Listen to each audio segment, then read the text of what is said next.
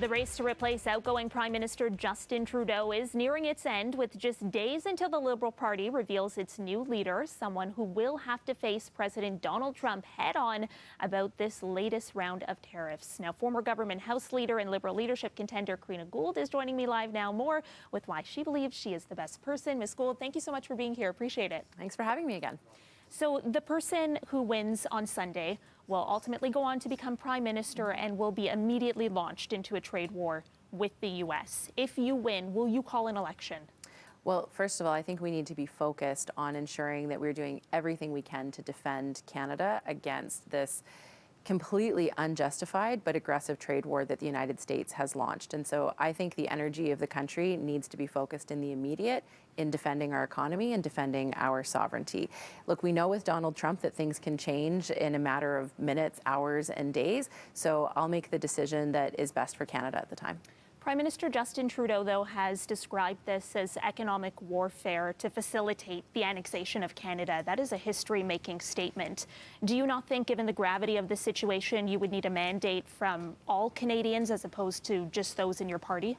Well, I think what we need is to ensure that the energy of everyone in this country is focused on defending Canada and we're not distracted by an election. But that being said, we are in a minority government, so it would need to work with the other political parties to do just that. But my job as Prime Minister, if I'm to be selected on Sunday, is to make sure that I am fighting for Canadians every single day and standing up for Canadians. And I think you can best do that in government, defending the interests of Canada. So to be clear then, would you recall Parliament or avoid recalling Parliament to stave off an election? Parliament is coming back on March 24th, so I would continue with that plan and to ensure that we're bringing people together. But one of the first things that I would do as Prime Minister is meet with all the opposition leaders, is meet with the premiers to really ensure that we have a Team Canada approach, because we need to ensure that we are doing everything. Every single person in this country, I'm meeting people right across the country who, when they go to the grocery store, are choosing Canadian products, who are canceling their trips to the United States, who are doing what they need to do as everyday Canadians, and that's what we as leaders need to do as well. I want to talk to you about one of your policies, because Donald Trump has said that he wants to move Canadian manufacturing to the U.S. He wants to cut corporate federal taxes to encourage investment there, and what you're proposing is to do the exact opposite. You want to raise federal corporate taxes from 15% to 17% on big profit companies. Do you still think, now that we are launched in this trade war, and when Canadian companies will be really fighting for their survival if these tariffs continue, do you think now is the right time to do that?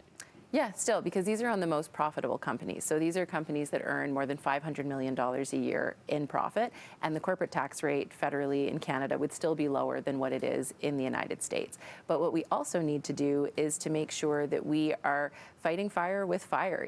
I think dollar for dollar retaliatory tariffs are a good start when it comes to the United States, but the only way that a bully responds is with strength. And so the first thing that I would do as Prime Minister is work with Premier Ford, for example, to say, what can we do on electricity in the United States? To work with others when it comes to potash, for example. The U.S. farmers, American farmers, depend on Canadian potash for their fertilizers.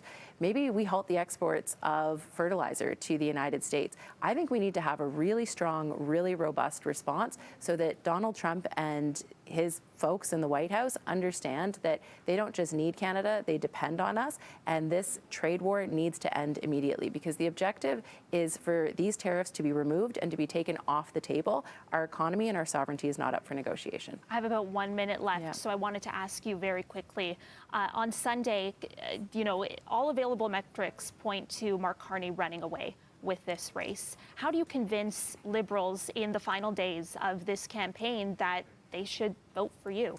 Well, I'm hearing so much support from Liberals across the country who know that I'm committed to being a Liberal. I'm committed to Liberal values. And what I hear from them is that they believe in me and they believe in my vision. And so for me, it's giving them... Wouldn't that have been reflected, though, like in the public polling numbers and in your fundraising? Well, it is reflected in what I hear from Canadians across this country who are proud of what we have done as Liberals and who want to run as Liberals in the next election. And so my message to them is vote with who you think is going to be the best person to lead our party as Liberals, but also to lead our country. And, you know, I am so encouraged by what I'm hearing from folks. And so it's about getting out there and voting, reminding people who have registered that they have to have their ID verified by Friday at 5 p.m. so that they can cast their ballot on Sunday.